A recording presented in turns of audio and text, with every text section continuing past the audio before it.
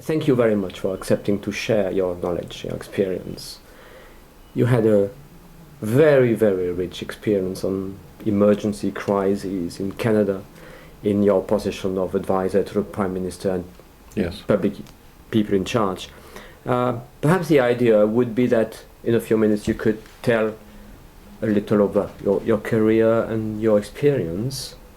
And after that, perhaps we could listen to you about the example you would like to choose, like SARS, or we have plenty of them. And in the end, I would like to discuss with you a little of the key problems today with emerging crises, because it's not the same that they were last century. To see the key issues, and one of these issues is our barrier in the mind. Why are we so reluctant to take into account these new realities and what we can do to train people in charge or future leaders in schools? So I will leave it to you. You choose what you want, the order you want. But the idea was to take advantage of your huge experience to clarify one or two points. Great. Well, first of all, it's a tremendous pleasure to be in Paris, and I think it's very fitting that we recognize that you and I meet on various continents at various times, because that's the world we live in now. The issues that I face in North America are the same issues that you face in Europe. In many instances, because of things like emerging diseases and pandemics, we in fact will fight them together. But we find it at events like 9/11 and at the tsunami that in fact they involve multiple countries all at the same time. There were, for example, 35 different countries that came to the tsunami. So I think you're absolutely right. The kind of thinking, the kinds of approaches that we need to take to these issues is changing, and we're discovering as we go along that we have to have new approaches, and as you often describe it, out of the box thinking has to become the norm, not the exception. I guess when I look back on my career, I'm like most people that are in this field.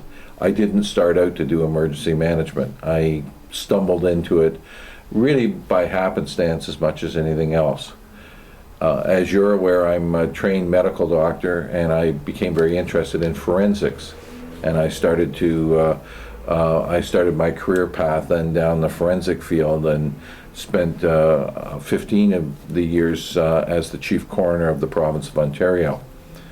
That led me to investigating deaths, including multiple deaths and plane crashes, multiple auto accidents, things that obviously murders, suicides, etc.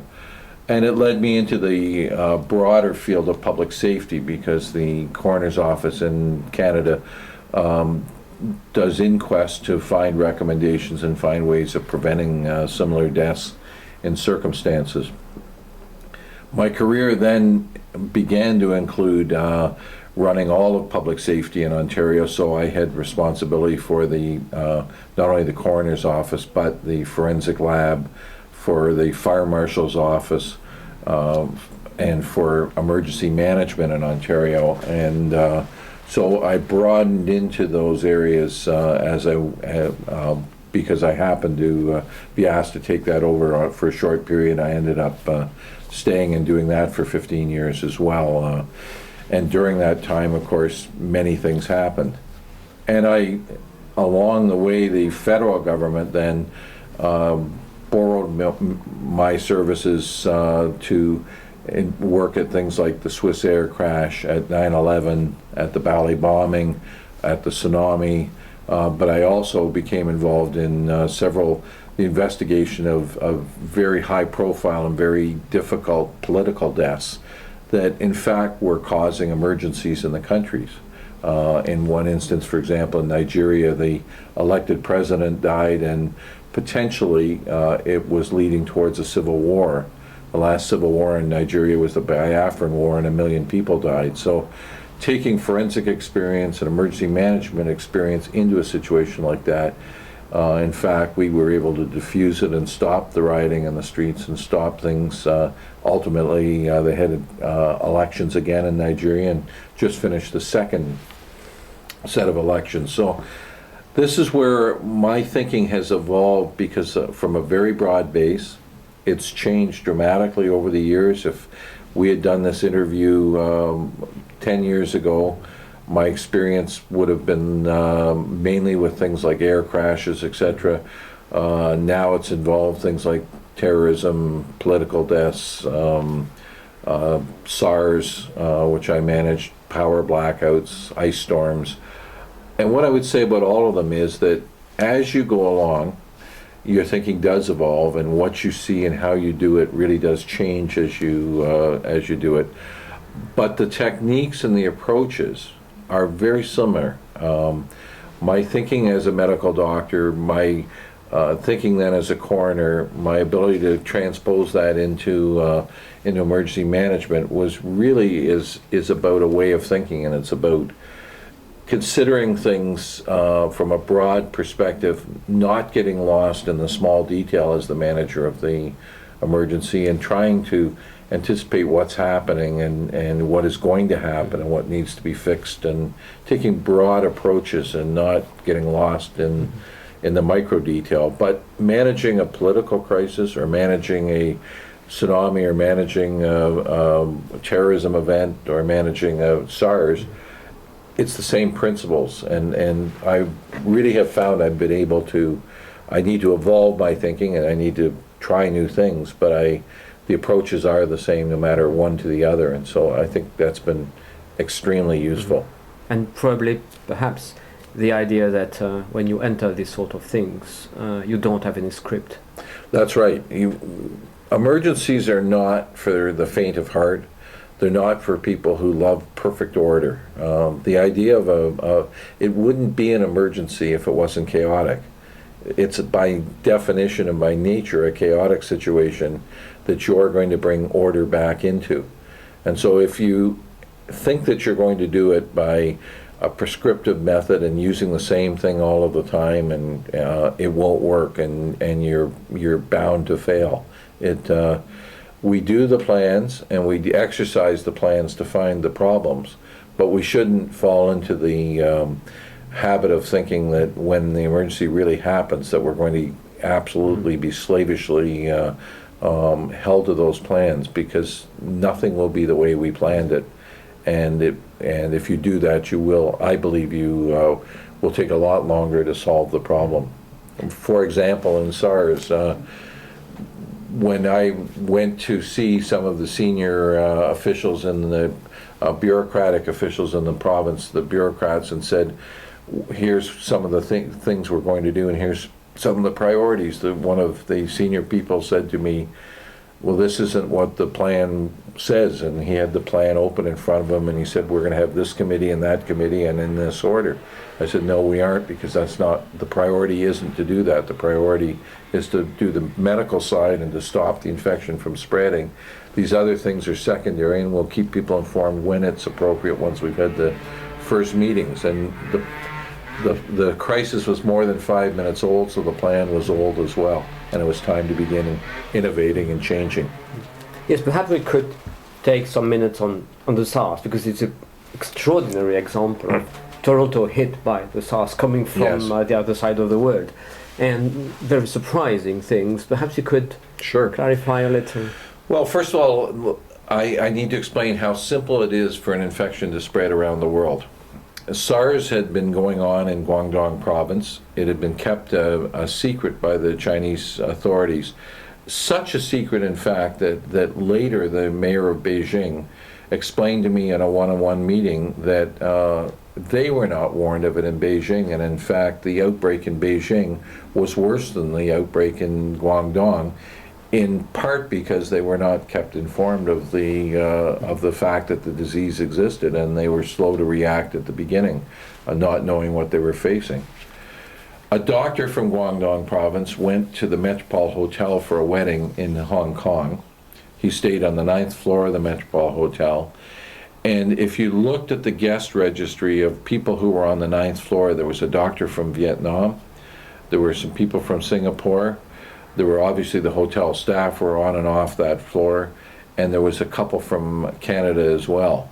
All of the places that got SARS later, or the major places where SARS spread, had someone on the 9th floor of the Metropolitan Hotel at that point in time. We believe that either in elevator rides or waiting for the elevator, or at one point the doctor vomited on the carpet and the virus was isolated sometime later. By any of these means, or by all of them, he managed to spread SARS to many of the occupants of the 9th floor. And we had a lady, a husband and wife, who were staying from Toronto. They returned home. They were perfectly well when they went back to Toronto. And then she got ill in the days after the return.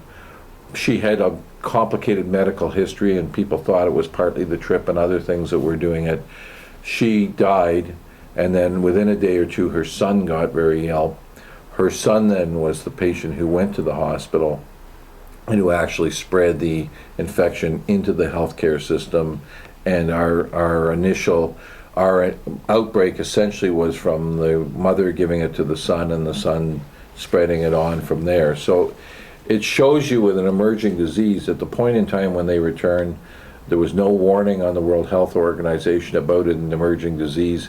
He had been in the hospital 5 days before the disease was described, and it was described first as a problem within the healthcare system in Hong Kong, but it was not given a name, and it was noted that healthcare officials were being, or healthcare people were being affected by it because of their close contact. So we really had no information. We thought it was a virus. We didn't know any of the characteristics of the virus, and then all of a sudden, half a world away, we have it in our midst. So this is where you have to start tackling something that you have very, very little information. You have to be thinking out of the box and creative right from the beginning. Anyway, this lady didn't come directly from Hong Kong No. to Toronto. She came, yes, she did come directly from Hong Kong to Toronto. At the same time, there are daily flights from Hong Kong to Toronto and daily flights to Vancouver, and some of the Vancouver people go on to Toronto. And the two big gateways for us from Asia are through Hong Kong and through Vancouver and Toronto. It happened that someone got off a plane in Vancouver around the same time, but they reported that their relatives were sick with a mysterious disease in Hong Kong and came to the hospital wearing a mask, so they were isolated, and the outbreak didn't affect Vancouver to nearly the same extent. In our case, if you asked the son, he would tell you he hadn't been out of the country. He didn't realize he'd caught an illness from his mother, and so the clues really weren't there at the beginning. We quickly, in fact, our authorities, our public health authorities, when the word of the new disease came out, within 24 hours, they not only had figured out that we had it, they had tracked back the hotel in Guangdong, or in Hong Kong, the Metropolitan Hotel. We recognized that we had this new disease, and within a very, very short period of time, the disease was made reportable. So the action by our authorities was commendable, and it was rapid. They recognized the need to make it reportable, and then within a few days they recognized that there were cases popping up in this first hospital, and they recognized that they needed to close that hospital. So it was managed on a very localized basis, but it was managed correctly at the beginning, given where things were at. What then happened was we had a second and third, the son died, and a couple of the other early patients began to die with the SARS, and more patients were getting sick. And that's where my involvement came. I recognized, I was called to a meeting in my role, both as the chief coroner and in my role as emergency manager for the province. And when I listened to what was going on, and I listened to public health people and to the measures they were taking, I asked them, and I asked myself the question, is the problem getting better, or is the problem getting worse? And they were intently looking at the problem and dealing with it as a local problem within that hospital. But when they answered the question, well, it seems to be worse today than it was yesterday, and I said, is that not the hallmark of an infectious disease, that it rises on an exponential curve? And so then the next question then becomes, how do we know that we have it isolated only in this one hospital? It may not have shown any further than this one hospital yet, but we wouldn't expect it to because it has an incubation period. But surely there have been transfers out of the hospital. And so when I ask them the question, who has been transferred, how many people, and where have they been sent? The answer is we don't know. We haven't looked at that. We've concentrated on that hospital. But logically, with a little bit of work, we quickly realized that there have been patients transferred to other local community hospitals for specialized care, like dialysis, or there have been people transferred down to teaching hospitals because they've gotten sicker and require specialized care.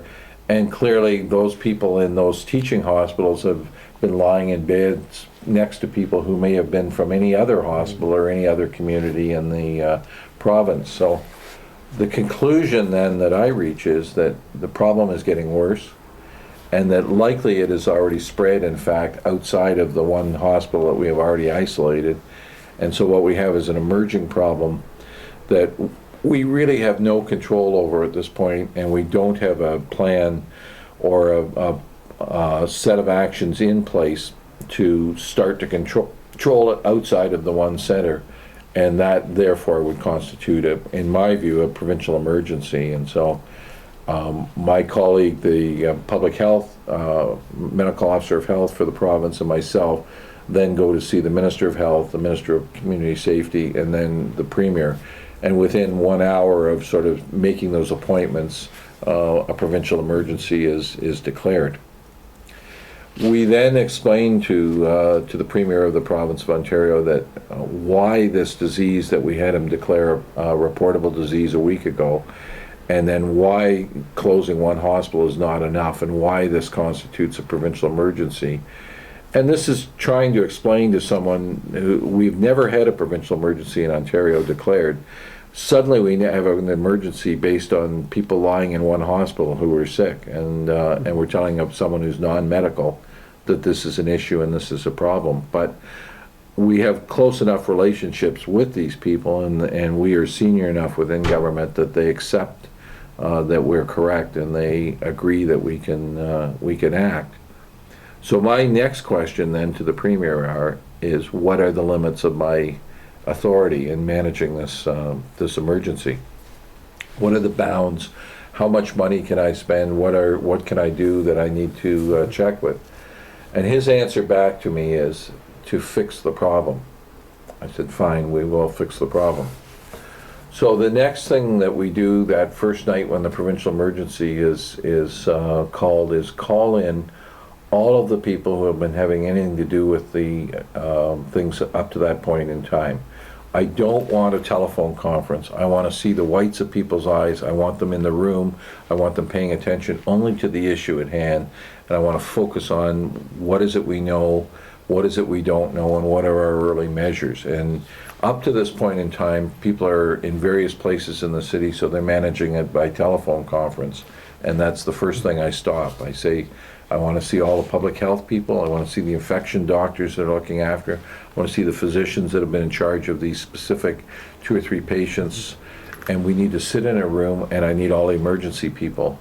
And we need to sit in a room, and we need to have this discussion. So we start a meeting about 7 o'clock at night, and we spend the first hour or two having a discussion, bringing everyone up to the same point as to what is this disease, what is it we think it is, and what are all the characteristics? How long does it take to become infectious? When is it infectious? How is it spread?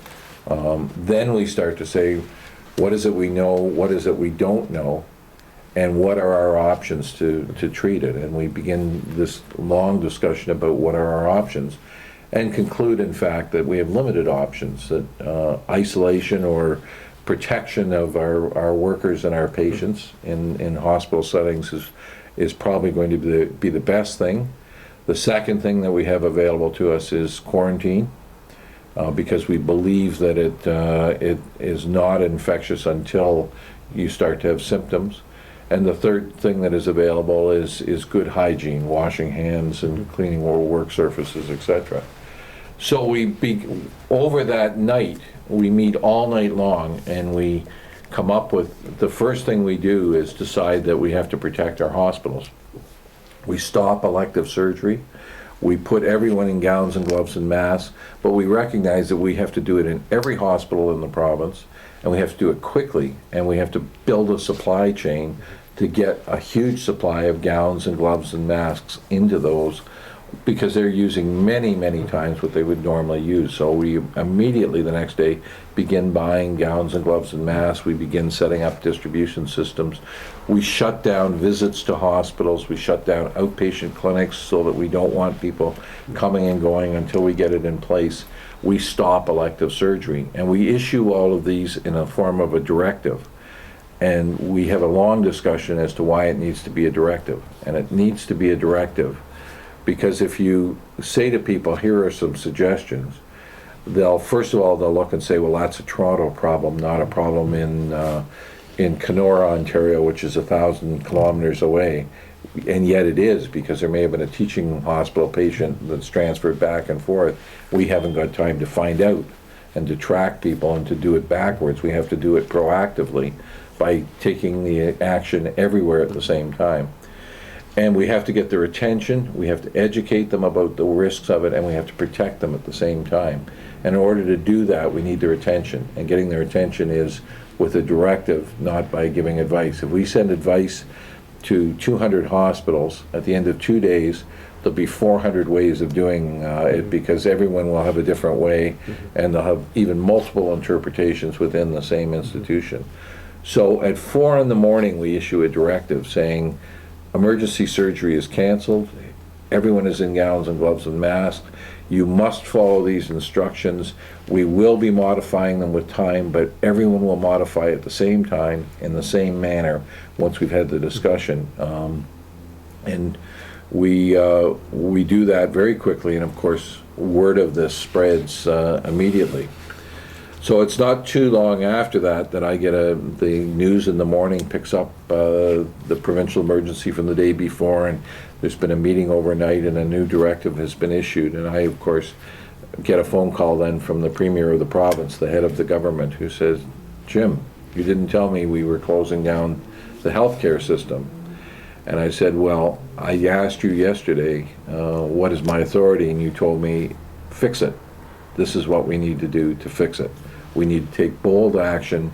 We need to attack the problem at the root. We need to stop the infection before it gets, the higher on the exponential curve it is, the bigger the outbreak that's already happened, the more deaths there'll be, the more illness there'll be, the longer it will take to stamp it out. So we need to be very aggressive very early and stop it at its root cause. And it's still going to take us 10 days to know whether or not, in fact, what we did is successful or not, because we're going to continue to see all the cases that are out there, and we have to quarantine and stop all of that as well. So there's still more harsh measures to happen. So he said, okay, I agree. But I then followed up with the question, if I had phoned you at 4 in the morning and I had said we're going to close the healthcare system down, what would you have said? And his answer was, I probably would have said, we should wait and study it some more. And my answer was, that's why I didn't phone you at 4 in the morning, because I didn't want to wait and I didn't want to let the curve get bigger. And with all due respect, I would have taken some time to explain to you why this was necessary, and every hour was going to save lives. So we took the action based on the mandate that you gave me. But you have to have a good deal of confidence that you've been given the mandate and that you're free to do that in order to take this kind of bold action. But it's necessary in these kinds of emergencies. And probably to know what you do, because at one point you could have some questions. In that case, it was clear for you. Yes. Perhaps in another case, it would not be so clear. I don't know. That's right. But I think you have to, based on the best information, you gather the best expertise as quickly as you can. You have the discussion about what you know and what you don't know, and then you come up with the most sensible decision. You're prepared to reverse it, you're prepared to go back, you're prepared to say, we thought at the time this was the best thing to do, and you won't always make the right conclusion, but unless you're willing to do that, sitting doing nothing and studying it, unfortunately all too often is an option. Yeah. But it's not the right option. You must take an action. You must try to do your best. You can explain afterwards then why you did what you did, but I think you're much more subject to criticism, and valid criticism, if you said, well, we didn't know what to do, so we studied it. Unfortunately, it's not a time for, it's a time for reflection, and you should do what you do based on good information and as much expertise as you can marshal quickly. But you have to do something, and then you need to begin to look at the results of it and study that, and to be thinking about what your next problems are going to be, and you need to be bringing into your thinking, you haven't solved the problem at this point. There's going to be 100 other problems, and you also have to be saying, well, what if this doesn't work, and what are the next measures? Do we close the city? How do we do that? There are many other things you do, but at that point, early on, you have to figure out what's going to do the greatest good that's doable, and do it. Yeah. To give you sort of another example of thinking out of the box, though, and using the same thing relating to SARS, we very quickly then, the second night, we found SARS in a second hospital, and we closed that hospital. The third night, we found it in another local community hospital, and then it started to show up in teaching hospitals. And we had spent the time between over those days thinking about this perhaps happening, and trying to figure out when we should close a hospital and when we shouldn't, because clearly we have to get the hospitals back up and running. We need to be doing surgery and elective surgery as well. We need to figure out how to minimize the impact of SARS being in a hospital, and which times do we completely close the hospital and stop any flow of patients in, and do we leave the other patients in there, or do we move them out? How do we manage this whole hospital situation? One of the potential solutions for us was to put all of our eggs in one basket, take all of the SARS patients and create a SARS hospital, and create an infection control hospital. And this was an approach that was taken in some places, in parts of China it was, and it was in Hong Kong as well. And we certainly understood that. We had not had infection hospitals in our healthcare system for some time. In fact, we had become complacent about infection and about tuberculosis, and we had decommissioned a good deal of our negative pressure rooms, and in fact had to start recreating them. So we didn't have a tradition of infection hospitals. We didn't necessarily have one place where we had large numbers of people trained. And certainly the notion of putting everyone in one place meant then we were exposing that staff to more risk. Would they agree to do that? Would we run into labor relations issues? Was it in the best occupational health and safety issues? What if we had a SARS hospital and then we needed university teaching facilities as well? So to solve the problem, what I did was, we had a general discussion with the same group who had issued the directives a couple nights earlier. And we had a general discussion. Then I took the room and randomly divided the room in two. And I said, the right side of the room goes off to a room 2 doors down. The left side of the room stays here. You have an hour and a half to have a discussion. The right side, you go and you decide all the reasons why we should have a SARS hospital. One hospital and all of the eggs in one basket. The left side of the room, stay in the room and decide all the reasons why we shouldn't have a SARS hospital, given the medical configuration in Ontario, given where we were at that point in time. We'll come together and we'll argue with each other, and then we'll decide what happens. At the end of about an hour and a quarter, the two groups sort of had run out of discussion. They were ready to meet together. We started the discussion. What we actually found was both rooms had come to the conclusion that at that point in time, we shouldn't have a SARS hospital. So the group that we sent out to justify the SARS hospital, in fact, over the hour and a quarter, convinced themselves that we shouldn't. And so, with one exception, there was one person who still felt strongly there should be a SARS hospital, but out of about 20 people, 19 of them all said, no, we shouldn't. So we could take that action, we could justify that publicly. We had the best minds working on that, and we had reached a rapid consensus. But we did it in a way that that forced a decision relatively quickly, and it certainly worked for us. Yes, you focused your attention. That's right. This is That's right. critical. That's right. It's not a lively discussion.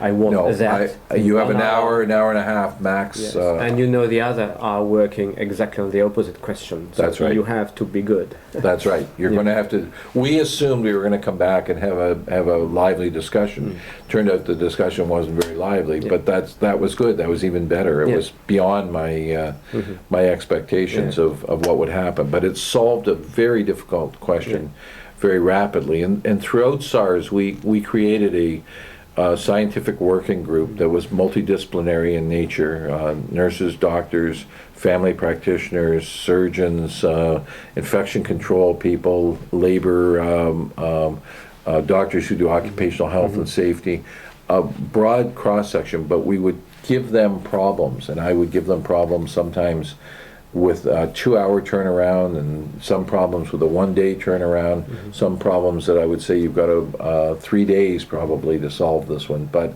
here's what I think the issues are going to be today, and here's what I need answers. But some of them had very rapid turnarounds. Now, the better we did the longer term ones, the less surprises we got, and then we would have the answer before the problem came up as things came along. But we would have to solve problems like, what do we do with medical staff and nurses who are pregnant?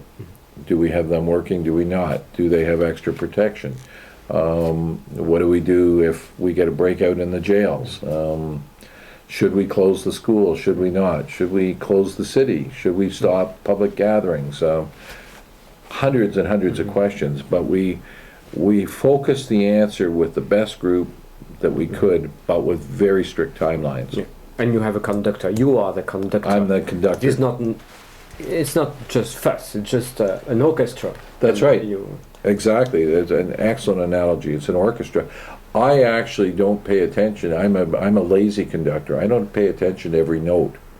My job as the conductor, as opposed to a conductor, is not to pay attention. I'm interested in the quality of every note, but I'm interested in the overall sound. And I'm also conducting in such a way that I'm interested in 4 pages on. I don't know exactly what's out there, but I have to be thinking in advance of everyone else, not on today's problem. I want to report on how we're solving today's problem.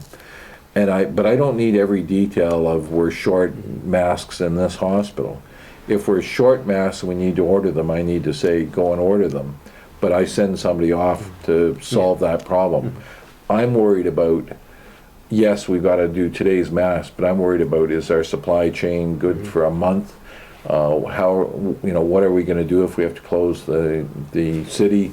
How are we going to keep everybody from using up all our masks by wearing them in the streets when we don't think we need to? And I've got unions demanding that their workers wear masks, and then can I work with the Ministry of Labor and get agreement as to whether or not we recommend that subway conductors and transit workers don't wear masks when their union is saying they want them to wear masks. So as the conductor, I pay attention to the notes if the notes are discord, and I try to solve it. But overall, I'm interested in the sound of the whole orchestra and how the concerto is going to end, not where we are right now. It's a very different job, and it's very easy in an emergency. Everyone has to be a leader in their own area, and when someone isn't functioning, what you find they do is they back up to a point where they're comfortable. They start doing not the job they're supposed to be doing, but doing some other job. And usually the job they choose to do is very routine and very mundane. Technical because they're comfortable doing that. But then you realize you've got a glitch in the system. So as the conductor, I'll hear the bad note and I have to figure out where it's coming from, which of the oboes is off tune. And I got to go and tune that, but I have to figure out why that person is having that problem, why they're playing a different note than they're supposed to be playing. And probably they could be too much scared. You ask us to work on closing the city. It doesn't mean anything. I'm not here for that. How Exactly. do you manage that? Exactly. It more than often than not is that they're frightened and they're and that's an anxiety that they have. And you try to work with them and explain to them that we're doing this and this is your piece. This is within your knowledge. This is within your experience. But you must take on the bigger job. If you can't take it on, you have to be honest with me. If you're not sleeping, if you can't take it on, you must be honest with me and you must let me replace you, because not everyone can do this work. With some people, the stress is just too much. And that's not to say that they're not normally, they can be among the best workers on a day-by-day basis. But very often, my experience, some of the people that normally people aren't all that pleased with their work, suddenly in an emergency, they're a star. Because they're very challenged by it, they don't mind the chaos in it, and they suddenly, and they're probably in day by day, they're probably a little bit bored with day by day routine, so they don't necessarily show. So in an emergency, who are your best workers are not necessarily, and some people you promote rapidly to higher positions because they're grabbing it, and you have to be prepared to say to someone, I'm sorry, but we've got a bottleneck here, and unless you can fix it, we have to move on, and we have to move you out, and I'll give you something you're comfortable with. You have a role to play, but you have to be prepared to do that. Again, a further example in SARS was managing quarantine. No one had seen quarantine for 50, 60 years, and none of the practitioners had experienced it, and we all knew from our history that it had been used before, but how would people in 2003 react to the idea that they were being quarantined? One of the really, again, quite out of the box, but quite brilliant solutions to that, particularly with Canadian mentality and approaches, was to call quarantine voluntary. And we use the expression over and over, voluntary quarantine. And eventually someone would say to us, what's voluntary about it? And we said, well, what we want is we want people to volunteer to do it and comply with it properly, because they understand it, and they understand that that's keeping their family safer, their colleagues safer, their neighbors safer, that it's the right thing to do, and we want it to be done for educational reasons, and people understand it. It's voluntary because we're not sending the police around every day. We will provide information, we'll provide assistance, we'll help people with it, we'll explain it to them, but we're not emphasizing penalty so much as we're emphasizing education. If someone chooses not to comply and we're aware of it, then it's not voluntary anymore. Then we issue notices, and if necessary, as a very last resort, we would have them taken into custody and kept because they're endangering the life of others. But the notion of approaching it instead as a public education really was successful. And we found that the more people understood it and the more they worried about SARS, the more they complied with it. And we certainly as well had a system in place to compensate them if they missed work, because that was the most common reason. Wasn't that people were unwilling to comply, it would be that for socio and economic reasons they think they could afford to comply. So if you take that away from them and say, no, we'll help you with that, and we'll make sure that you have food on the table, we'll bring you food if necessary, we'll bring you medications, we'll do things for you, even to the extent of walking your dog or bringing you the sacraments for Mass on Sunday. We'll do what's necessary to help you through this, but we want you to do it for the right reasons. We want you to do it on a voluntary basis. It's remarkable because generally when you have illness, public health, pandemic, then you have immediately quarantine, compulsory, military, panic, fire. Yes. And if you don't pay attention, you go on this track, and it seems normal. It seems where we are prepared to go. Yes. And then you say no, and you change your strategy, you adapt that, and you say the first point is education. In the last resort, I could do something else if necessary, but I don't take all my credibility on the... No, and I'm an enormous believer in the 80-20 rule. When I approach a task or I approach a problem, I look quickly and effectively for an 80% solution. There are people who look for 100% solutions, but what you find is those are the people that are studying the issue and studying the issue and studying the issue, looking for the perfect solution. If you can get an 80 or 90% solution, you only have a 10% problem. Then you can apply special measures or special resources. But if you start approaching a problem with a 100% solution, you will waste, in a pandemic situation or in many emergency situations, you waste too much time and too much resource, human and goods and services, on a solution that is overbearing and more than you need. So I think you need to quickly decide on what's going to work. And we found the compliance rate just increased and was good. Was it 100%? Absolutely not. Will it ever be 100%? No. But if you only have a small number of people who aren't complying, much easier to find them and much easier to track their contacts. But if you have an overall the population not agreeing to do something, so it comes down to, both in communications and in deed and in action, you want people to do it because it's the right thing to do. You don't want to do it, you save the big stick for when you need the big stick, but you do it because it's the right thing to do, and you try to manage people's fears down. And if they're not as fearful and you give them something to do, they will do it. We worked on hand washing, for example, and we said to people, we want you at work, except when you're sick, and then we want you not at work, but we want you washing your hands more. We did surveys and we found people wash their hands. Probably have slipped a long way now, but Ontario had the cleanest hands in the world for a few weeks when we were on TV every day talking about how to properly wash your hands. And again, we're starting the same thing as we approach pandemic planning now. But they need to be doing something, but we also want to damper down and manage the message down. We don't want massive CNN headlines and panic in the streets. And if you start off, for example, in quarantine with, today we threw 15 people in jail, that plays to that side and to that panic, instead of saying, we have this program called voluntary quarantine. We're going to make it easier for you. We're going to try to be compassionate about it. We're going to try to look after your needs, financial and otherwise. And that turns out to be money well spent. Far better to spend a few million dollars paying people to stay home than to not pay it, have them go to work and spread the disease. It's a false economy. It's the same as dealing with avian flu and not paying farmers to kill the birds. Then they'll keep them, and you're going to have the spread of the disease, and it's going to cost you 10 times as much to get it under control.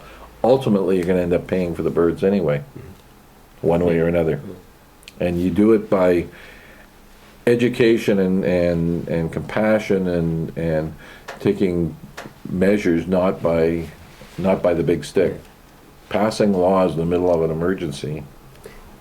No, but probably one of the key rules is that the leaders are not panicked themselves. Absolutely. If they are, they will order the army to fight immediately against anybody who would not. You need the power in your act. You need the power there so that you can say that you can use it if you need it. So that when we were arguing after SARS about a new act and what powers there should be, there were people, civil rights groups, who were very concerned. We don't want to give this much power to government, and I understand that. My answer often was, I hope to never use it, but if you don't give it and you don't have it, then you don't have the ability to say to somebody, this would be the most extreme thing I could do. And so they're much more likely to say, there's nothing you can do about it anyway, I'm just going to go my own way. If you can say, no, let's be sensible, let's discuss this. Having the stick doesn't mean you have to use it, and I would hope many of the things you never have to use, but you do need to have them. But it's certainly not the way you start out in something. You start out with education and managing it down, not managing it up. And the more you escalate it, the more you're panicked. People would watch in SARS. They would watch us. Every day we had the medical officer of health for Toronto, the medical officer of health for the province, myself, and then sometimes the politicians and sometimes infection people. but we would have the panel discussion, and we would be at the front. And some people said to us, we should only have one spokesperson, and some people said it should be a politician, and some people said it should be just the medical officer of health. My argument was, no, you need multiple people. It's not just a political thing, and people will quickly realize politicians don't know what, and they're not directing it. They need to be there at various times to reassure, and the public expect to see them. But I was quite presentable and very important to some people. My colleagues, the medical officers of health, appeal to other people. So by having multiple people on a panel, we more or less could get to everyone. And I would run into people who would say, oh, I really love what Dr. Basra says, and I really think she's smart, and she's really right on, and she was. And she had a sort of a following in a group that, that she was very impressed by that. Someone else would appeal to a different group. We all do it in our own way, but people pay attention, and they want to see the leaders. They want to look in my eyes. They want to know whether I'm scared. They want to know whether I'm calm. One day I got a haircut, and for days I had people say, SARS must be going well because you had time to go get a haircut.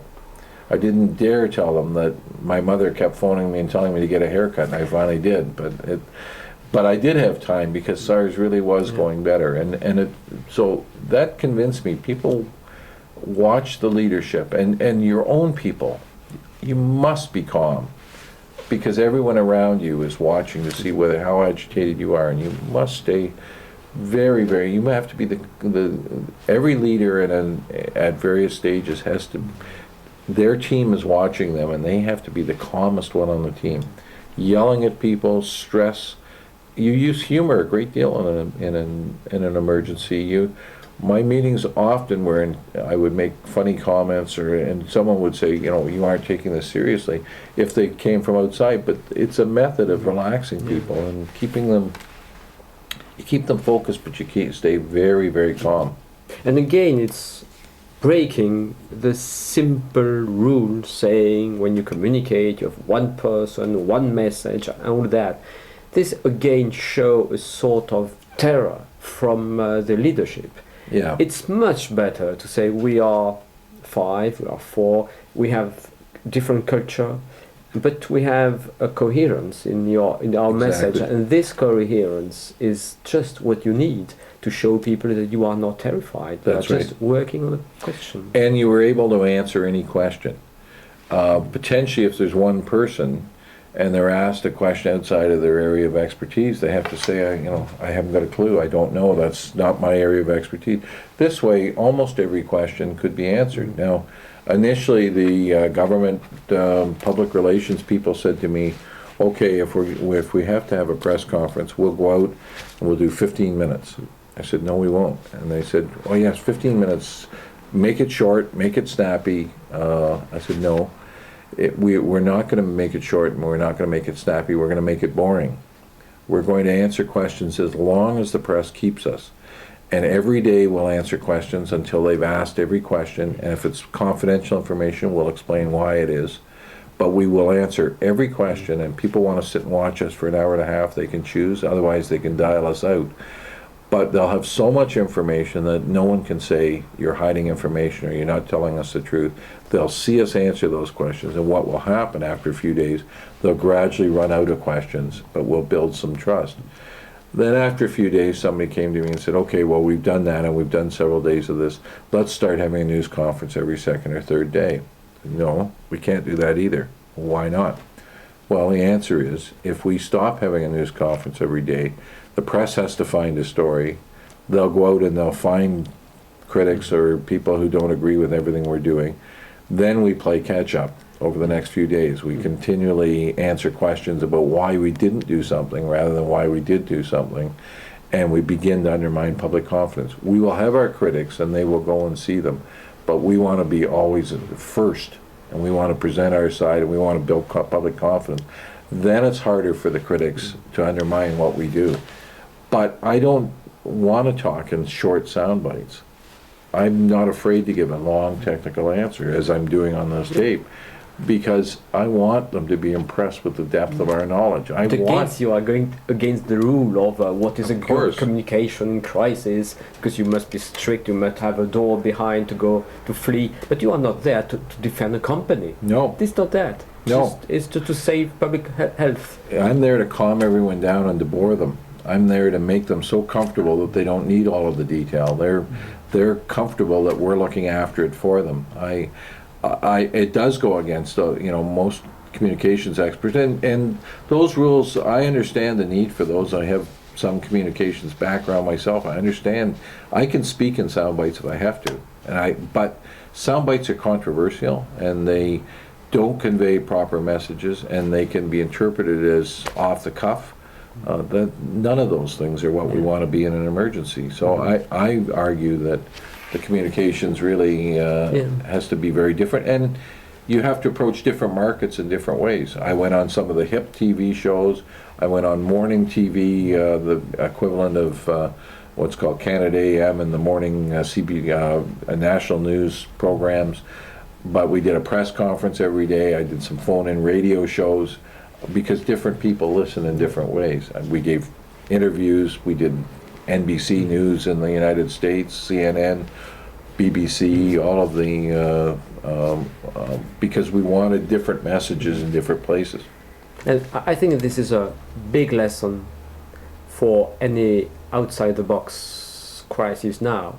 Your position is not to say I have all the answers. Absolutely you have not. the possibility to ask and to comment any questions, and this is much better in an open world, Yes. in an open crisis.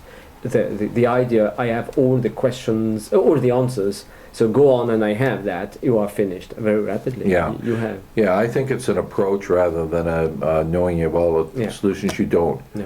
And you will make mistakes, and you will make errors. We, for example, cut off. Well, two immediately come to mind. One is that we were using cumulative numbers. So we would say that the total number of probable SARS cases are 56, and then there are 22 suspect cases. And what we realized is that number got bigger every day, so everyone naturally assumed that the crisis was getting worse.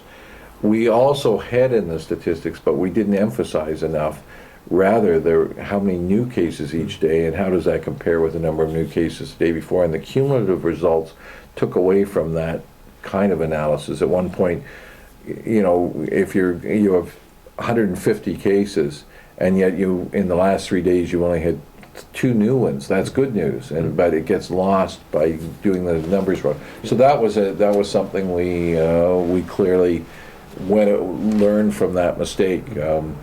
We sent the directives out, and then we would send out corrections on them, but people said to us eventually, why didn't you just highlight the corrections so we didn't have to read through and see what was different?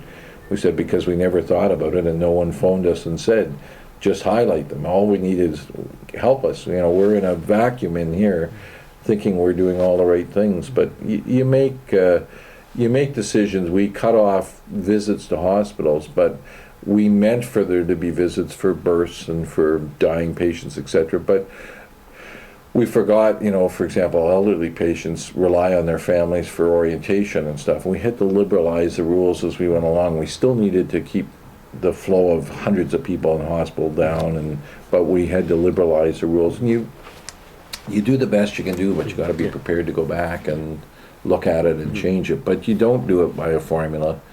You don't do it by slavishly going to a plan. You do it by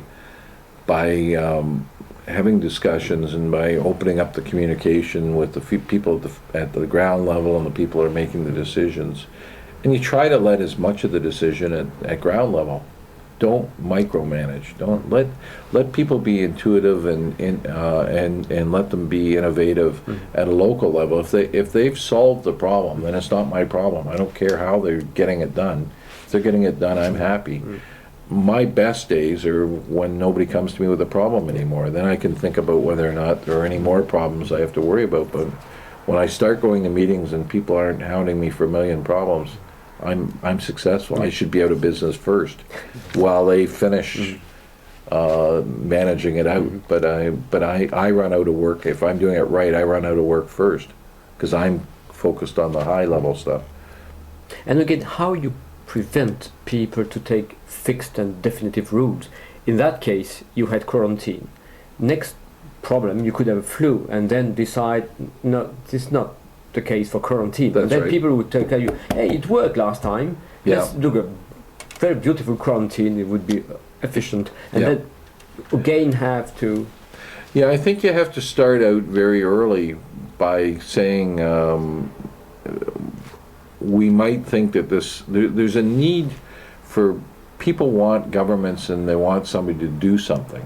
And part of the role at the beginning is to do the right thing and to do the doable thing and not to do something just because somebody expects something to be done. So quarantine's a great example. In a flu, one of the early messages has to be, we've thought about this, we've studied this, but here's why we're not doing it.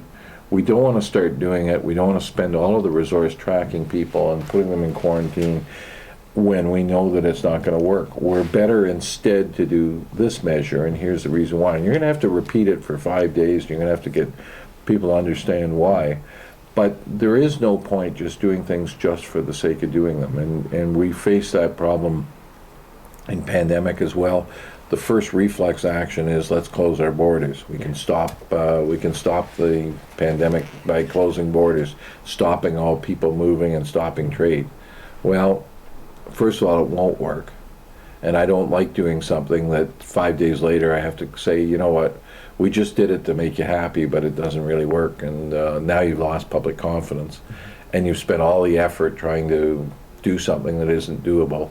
The borders will more or less slow down on their own anyway. Unnecessary travel will stop and people will want to be nearer their own healthcare system, etc. But a certain amount of travel is going to exist. But what you really worry about is you don't want to cut off the supply of goods and services because those may be very essential. We don't manufacture any N95 masks in Canada, so if we stop all of our borders, we stop our supply of N95 masks and probably a whole lot of other medical things that are made in China and Southeast Asia. Because if you start looking at where things are made, the last thing you want to do is start interfering with your supply chains. Yeah. So all of the actions have to be, you have to think through the unintended consequences of your actions because you can do more harm than good by doing too much or being forced to do things that are wrong. And in that case of Toronto, the WHO interference, because you will have that sort of thing now from abroad saying, I tell you that, and how it evolved these... Well, I think we learned a lot from SARS. I wouldn't characterize it as interference. In fact, the WHO actually were not a major player in our SARS because they recognized that we had the strength of a system, that they put most of their resources in countries that they were very worried about it in Vietnam, they were worried about it in Taiwan and other places. So they tended to put more resources there. The problem then became that we missed some communication along the way, and we got a travel advisory that we didn't think we should, in part because of a missed communication. But it's a great example of, there were absolutely good intentions. The idea of the travel advisory was to try to prevent the spread, particularly if it was going to be a community spread in a pandemic, and try to either slow it down or prevent it from getting into the developing world. The problem was SARS actually was not a problem for the developing world, it was a problem for the much more industrialized world. And it did well in modern hospitals, so the measure didn't even work.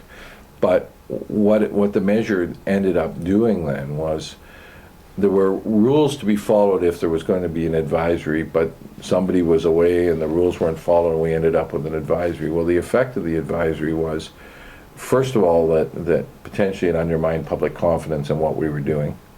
It certainly undermined public confidence in what we were doing around the rest of the world. It didn't have the effect on our people. Our people rose up and were mad about it, and so we actually held our local people, which was very important, that they understood that this was not a good measure. it caused us enormous amounts of work at times when we were very, very tired, because everyone who got sick who had been within 100 miles of the SARS outbreak, which was in one corner of Toronto only, everyone who passed through the airport and got a cold for weeks would report they had SARS. We would have to track all of their comings and goings at a time when we had more than enough work to do at our own home turf, without tracking cases that we knew were silly and really weren't SARS. So it took away from our resources. It caused us an enormous amount of work. We lost confidence. And economically, we lost tourism. People refused to buy goods because they might have SARS on them. Economically, it cost us probably somewhere in the neighborhood of $2 billion. So a measure that was brought in for good reason, people thought, really, when you really looked at it afterwards, did far, far more harm, and I don't think there's any demonstrable benefit that it had. I understand why it was done, and I'm not critical of people thinking, but we really need to bring our thinking around to closing borders and putting travel advisories and stuff that, you know, what's the benefit versus what the risk, and what are we not thought through on this, and you know, use of antivirals during a pandemic are another good example. I think we need to use them, but we need to use them intelligently. If everybody takes them and we develop resistance, then we are going to lose the use of them. So we have to be intelligent about who really is at risk and who isn't, and who's just going to get the flu. And if you're in the category where you're low risk to get anything except just get the flu for a few days, then why are you taking antivirals? Why are you risking all the rest of us getting it? And we won't know those questions until the problem comes and until we analyze it at the time. So we can write all the policies we want right now about who's going to get antivirals and who wasn't, and who's going to get masks and who isn't, and how we're going to do it. And that's good thinking, and it evolves our thinking.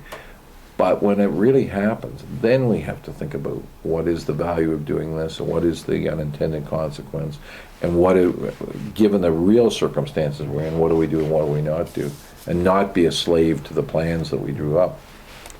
That is frequent.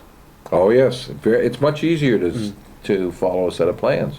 For example, you just point something very strange, because it's counterintuitive when you say the problem was not for the problem for the underdeveloped countries through planes and so on. It was for the most developed countries. That's right. This is exactly opposite to what we would say. Like That's right. Up until SARS, I think we always felt that the risk was greatest and certainly we worried that SARS was going to spread as a pandemic. It turned out that the virus did very, very well in modern hospitals. So I was in the hospitals in Beijing, I was in Hong Kong, Taiwan, Toronto. You could have changed the nameplate on those hospitals and they all looked basically the same. They were organized in the same manner. In countries like Vietnam that are much more cottages and people recuperate in these areas and the windows are open because of the climate and stuff, the virus didn't spread well at all, nor did it spread in the community. So that particular virus turned out to be a huge risk in the developed world and not much of a risk in the developing world. And the next time could be either, it could be a mix. We can't just make assumptions. We have to pay attention when it comes and study it and think about it and think about what the real risk. We recognized that first night that the risk was to the healthcare system. We isolated on that. We put our big resource on protecting patients and healthcare workers, and we concentrated on hospitals, and then our second line was the quarantine. When I, at one point during SARS, went to Taiwan, they were busy sanitizing the streets and giving out everybody masks and running fever surveillance on everyone. For another infection, might be good measures. For SARS, all the resources and all the effort are going in the wrong thing. What we said to them is, you're not going to get rid of it till you pay attention to the hospitals. That's where you're going to solve the problem. When they did that, they solved their problem, but not until you do it perfectly in the hospital.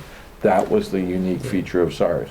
It won't be the same features in any other emerging disease, but the lesson is to be flexible. not to be slave to what you think from the past.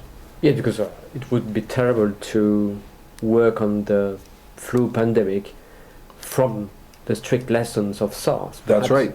The strict lessons are the lessons are the flexibility, not the just because we did this at work. It's not technical. It's the strategy you have in mind. That's right. And what would be the great difference between SARS and pandemic flu?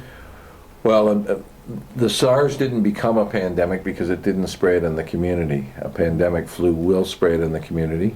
People are not, in SARS, were not infectious until they got sick, but the pandemic flu generally spreads before you're sick, so quarantine probably won't work. It'll be much more widespread. It won't be a hospital-based problem. It'll be a community-based problem with a huge resource issue as to who gets in hospital and who gets a bed and who gets a respirator, etc. So your whole approach has to be very different. It has to be, again, to keep as many people out of the hospital and keep them away from the hospital, where much of our effort in SARS was focused on what to do within the hospitals. We have to do things within the hospital in a pandemic, but we have to do a lot of things in the community. We got to keep people out of those hospitals and not going to the hospitals for treatment. So quite different. Two infections, but quite different. And we'll have to focus on which groups are at highest risk. And we know that elderly people will be. In the case of SARS, SARS had very little effect on kids, but we didn't know that till after a period of time. Influenza normally does have an effect on kids. In 1918, 1919, the 25 to 35-year-old category were affected. But a new emerging disease, nothing, viruses have no brain, so they don't say we're going to go after 25 to 35-year-olds. The next time it could be 50 to 60-year-olds, or it could be some other group. We'll have to look and we'll have to figure out which group and then take appropriate actions based on that. We knew that SARS was affecting diabetics very badly, so we paid very close attention if someone had diabetic or chronic illness because we knew they would do worse with SARS. Generally, influenza is the same, but it could be some other marker that's different. On SARS, would you have some other point you would like to highlight? Well, I think one of the key points is the one you have made, is that there are many lessons to learn from it, but the key is that we evolve our thinking more than that we think that because we have SARS we have all the answers. In fact, what it teaches us is we'll never have all of the answers. We'll never have all of the things. Things will spread quickly, but you really do have to be quite innovative and, as we've said, thinking out of the box all of the time. And if we take another one, probably the same basic lessons, but you take the blackout in 2003. It happens somewhere between Canada and it happened in Ohio. Yeah, and then you have the whole east part of America. 50 million people without power. And the blackout happened in Ohio for two major reasons. It started with the problem that the utility that was involved didn't trim their trees over the hydro lines, and that caused power fluctuations. So that's the root cause, and then to correct that, then when they were monitoring that in the substations in the particular utility, as the fluctuations became greater, they should have closed down that part of the grid. But both because of lack of training of what to do and because of company policies that said don't shut the line down, we'll lose money, they didn't do that, and the fluctuations got larger and larger until they tripped a series of trips that put 50 million people in the dark. In our case, it made our situation even more critical because we lost power to all of the province of Ontario, with the exception of the northwest area. But Ontario is a very large area that is, I think, slightly larger than all of France. So it's like losing power in all of France at the same time.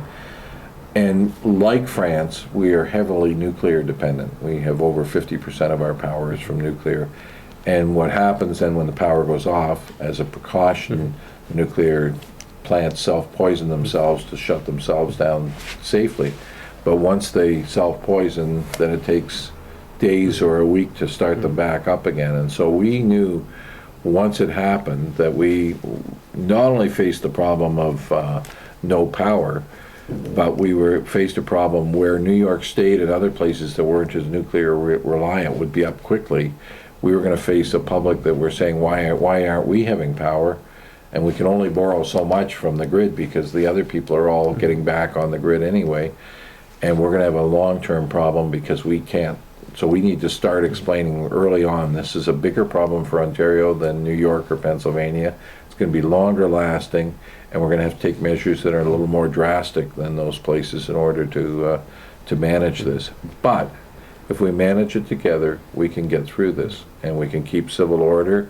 In fact, what we got in Toronto, very much it was a relative party atmosphere where people enjoyed each other's company. They sat outdoors. The weather actually was warm, and they said, we're going to make the best of this. We're going to make the best in the community. We had very, very little lawlessness, very little crime. People behaved themselves, and they chose to take it as a opportunity to reassess values and help each other instead of making it worse than it was. And obviously, the first thing we did was ensure that people's safety, but it was again, with good communication, we were able to manage the problem down. And what did you have for the domino effects on the internet and so on? What happened? Well, one of the domino effects, of course, in emergency management, you know that you have to be prepared for more than one crisis at a time, because if it's going to happen, it's going to be made worse. So when we had an ice storm in the middle of winter in 1998, in the days after the ice storm, we got the coldest part of winter. So we not only had no power and damage to our system, but we also had extreme cold. In this case, the power blackout, it was in the summer, and we got a heat wave that immediately followed us, which of course makes the problem of people wanting air conditioners worse, people being safe who are elderly and need to get into situations so they're not dehydrating and dying. Food spoilage and risks of food is much greater. And then to make matters worse, we not only got the heat wave, but we had a blaster virus go through government and wipe out most of our computer systems for a period of time. So we had the added problem, and we certainly learned how people have the attitude that if their computer goes off, then their brain goes off too. So they had to learn that the computer's an aid, but it's not your brain. No.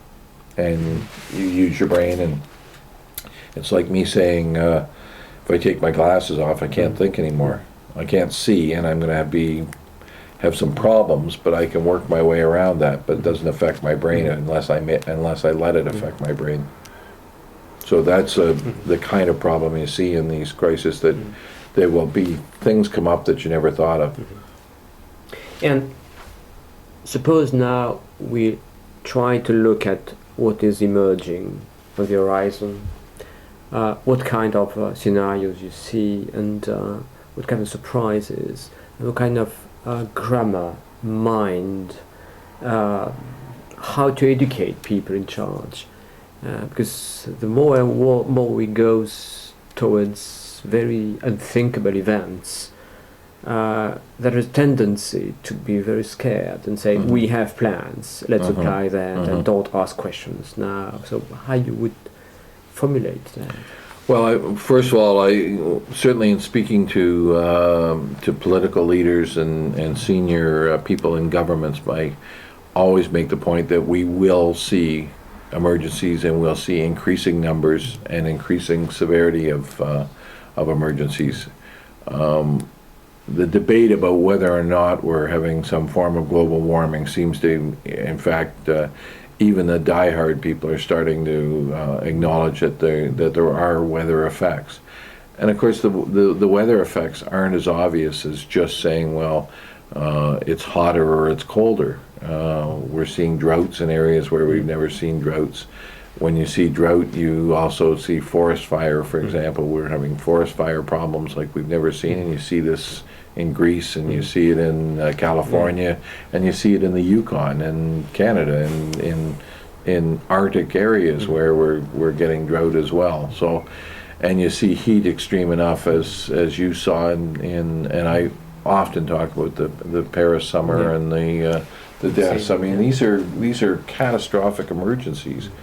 You see, unfortunately, we all recognize the risk of terrorism in the end, and you know, we may not have world wars going on, but we have many global conflicts, and we have a very unsettled world right now, and that has consequences.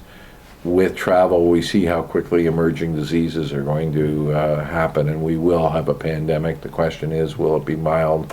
Will it be moderate? Will it be severe? And we have to decide that and react accordingly.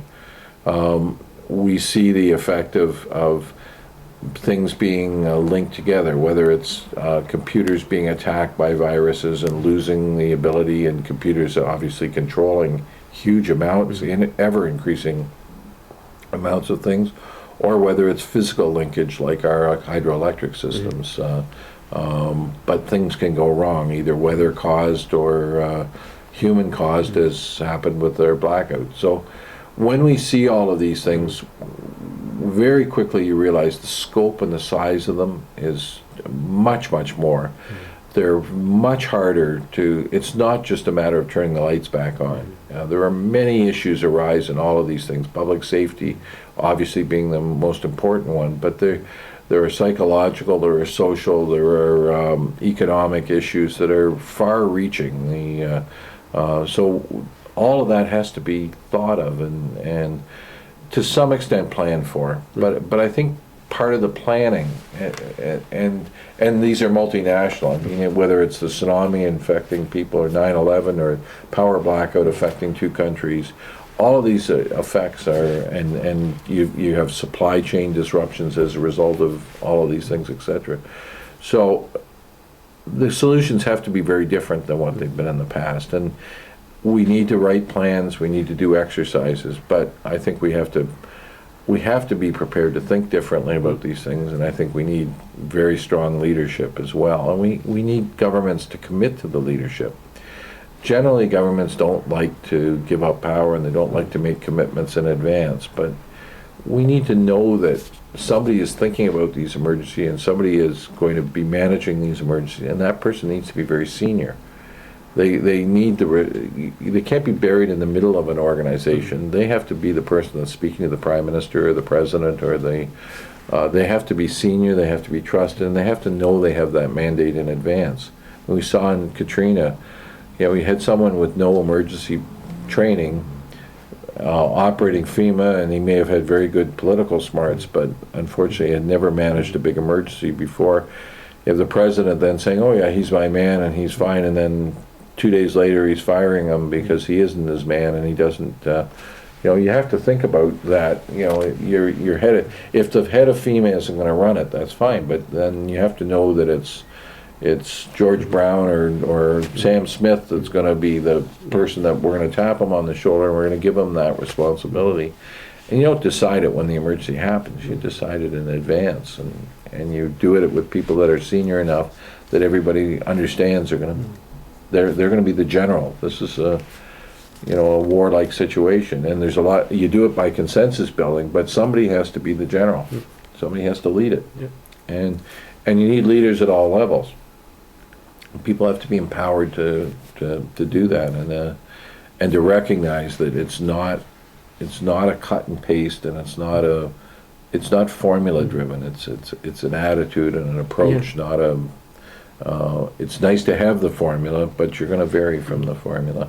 But for that, my feeling is that there's no place where people are really trained to do that. You have schools for emergency, but you have nothing of the sort in a special school for administration, for business. No. It doesn't exist. No.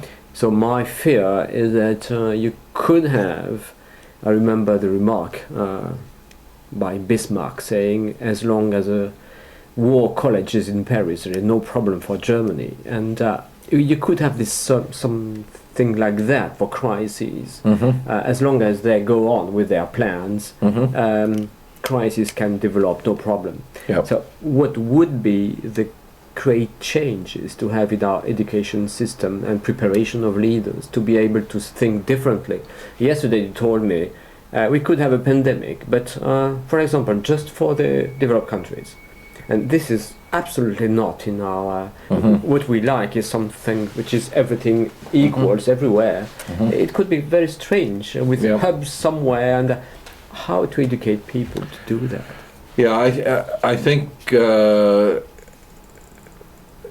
it is much like the military idea, where you look for talent and you try to separate it out, or like countries have done with Olympic sports people. They look for certain characteristics. I mean, it's a skill set you should be looking for, and then you want to take that skill set and you want to develop it. But the development of it is not to teach people.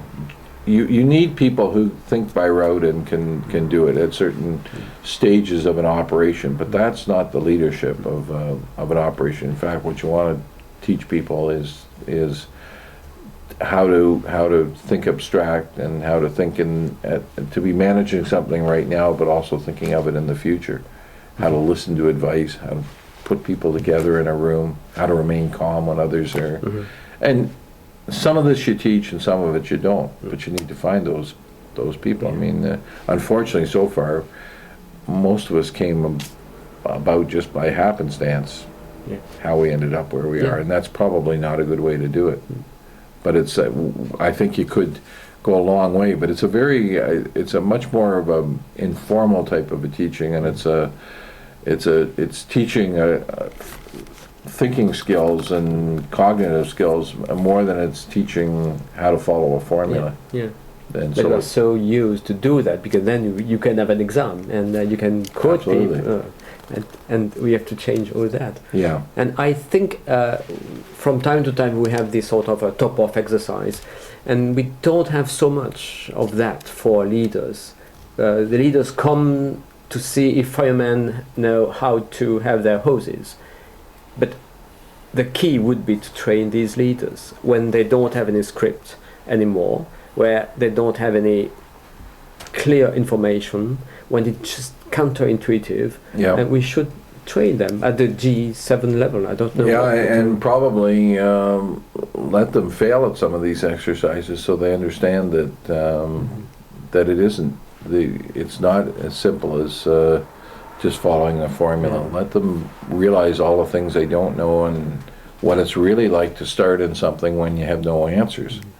Because that's what some of these things are like. You start with an enormous problem, and there is no answer. When I went to Nigeria in that situation, I remember sitting in the car with the American ambassador, riding along, and I said to him, "Why are there so few people on the street?" And they said, "Well, they're scared, and they're hiding, and they're waiting for you guys to come and tell them what's going to happen next."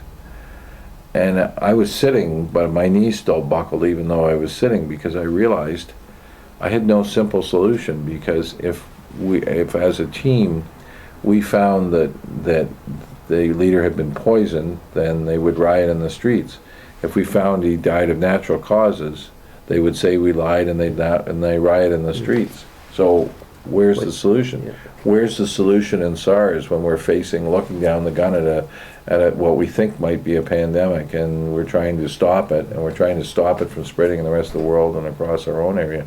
How do you deal with that? And it's that starting. Not every emergency is like that, but more and more of the emergencies are being like that, and 50 million people without hydro, and politicians on both sides of the borders saying he did it or they did it. It's not that simple. And the key question at that point in time isn't who caused it. It's what do we do about it right now? We can worry about what caused it later. I don't care what caused it at this point. I just want to start fixing it. But it's... And in the SARS, you really rapidly saw what to do, what to avoid.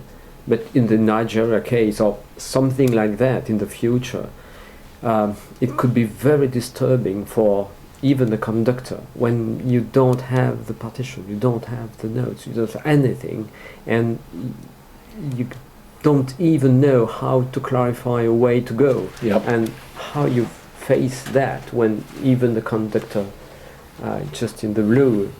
Well, we thought we knew what to do in SARS too, but some of us had more confidence that we were in the right path than others. But what you have to do is make a decision and move ahead, and inch ahead, step by step, and find the way through it. But it's particularly difficult in something that's continuing to emerge and something that can get worse rather than just getting. If a terrorist is already attacked and you're cleaning up the site and you're doing the identification of the bodies, you still want to know all the answers. You want to catch the people, but the event has happened. Now you can take your time and do it and try to protect the workers and do all the right things. After an airline crash, it's a matter of trying to identify people and find out the cause of the crash. In an emerging disease or a political situation that's unraveling, those are emergencies that are, if they're mishandled, they get worse, not better. So they're particularly challenging. But we're going to see more of that. We're going to see more of that type of thing, and those are very tough because there's no easy path. You can pretty much train anybody how to deal with a plane crash. Yeah. There are certain principles, and you can do them. But these big new things, the droughts, the tsunamis, some of these things are just beyond. And I think it is a problem for the whole of our training. You always have a scenario somewhere. People say we have the big book, and the debriefing after that is just to see the difference between what you did or what the teams did and the practical normal solutions. And here perhaps a training strategy would be to clarify we are going to work on something which has no written answers. So and I think debriefings have value, but I think it's really easy with a retroscope, and then things very quickly deteriorate. Well, we didn't build this system or that system in advance. Well, when you're actually managing the emergency, I say you're dealt the cards you're dealt. You have to make them work, and it's too late to build systems. And it might be good in the future to build a better public health and to do this and that, but there's no point. And you shouldn't judge the managing of the emergency based on the perfect system that wasn't built. It should be based on, did they make sensible decisions at the time based on what they had to work on. They're two different issues, and the postmortems on things tend to go back to what the system should have been and get very critical of it. But there are reasons. Every government has to make priorities, and if they spend money on public health, then they don't spend it on something else. And if you'd said 20 years ago that we were going to have all the problems in hospitals around the world with resistant infection, and that infection control was going to become very important, you could have advertised a lecture and you could have held it in a phone booth. Now you talk about C. difficile and methicillin-resistant bugs, and people come and they want to hear about it, and they are genuine risks everywhere in the world. It changes and priorities change. So thank you very much. Let's try to work. Thank you, Jim.